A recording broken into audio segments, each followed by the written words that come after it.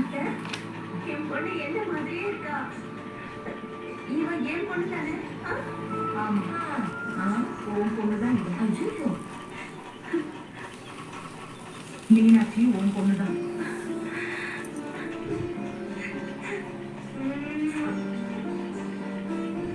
இனி உன் வாழ்க்கை மீனாட்சி தான். அவ உனக்கு பிறந்தது. பாரு, ஒண்ணு மாதிரியே இருக்கான். ஆமா அத்தை, என்ன மாதிரியே இருக்கா. என் சின்ன வயசு போட்டோ வீட்டுல இருக்கு. அதுல நான் இருந்த மாதிரியே இருக்கா.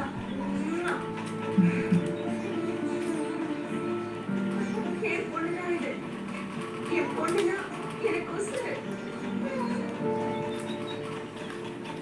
மீனாட்சி, அம்மாவை பாரு, அம்மாவை பாரு. அம்மா சொல்லுங்க.